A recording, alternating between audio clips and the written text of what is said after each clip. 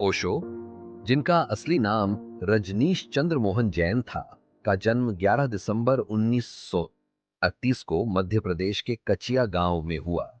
बचपन से ही वे जिज्ञासु और विद्रोही स्वभाव के थे। अपने दादा दादी के साथ पले बढ़े, उन्होंने छोटी उम्र में ही जीवन, मृत्यु और अस्तित्व के गहरे सवालों पर विचार करना शुरू कर दिया। उनकी शिक्षा जबलपुर विश्वविद्यालय में हुई, जहां उन्होंने दर्शन शास्त्र में स्नातक और स्नातकोत्तर की डिग्री प्राप्त की। पढ़ाई के दौरान ओशो ने ध्यान की विभिन्न विधाओं का अभ्यास करना शुरू किया। कॉलेज में प्रोफेसर के रूप में कार्य करते हुए भी उनका मन हमेशा अध्यात्म की खोज में लगा रहा। 1960 के दशक में ओशो ने सार्वजनिक प्रवचन देना शुरू किया। उन्होंने परंपरागत नैतिकता और धर्म के कई पहलुओं पर सवाल उठाए। उनका मानना था कि सच्चा धर्म आंतरिक जागृति से आता है। 1970 में उन्होंने डायनामिक मेडिटेशन की शुरुआत, जिसने हजारों लोगों को आकर्षित किया। 1974 में पुणे में ओशो इंटरनेशनल मेडिटेशन रिट्रीट की स्थापना की गई। यहां पूरी दुनिया से लोग उनके शिष्य बनने आने लगे।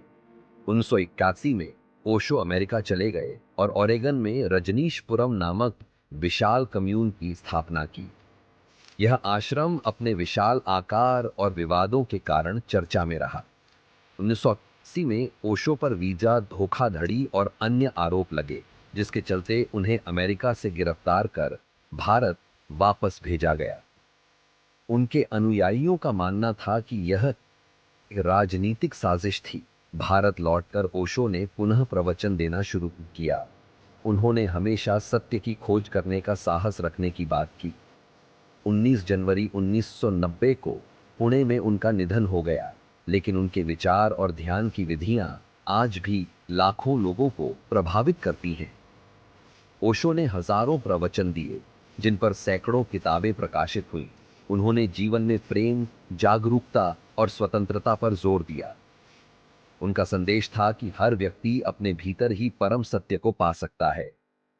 ओशो के क्रांतिकारी विचार आज भी जीवित हैं। उनकी विरासत पुणे आश्रम और दुनिया भर के ध्यान केंद्रों में कायम है। क्या आप भी उनके विचारों को जानना चाहेंगे?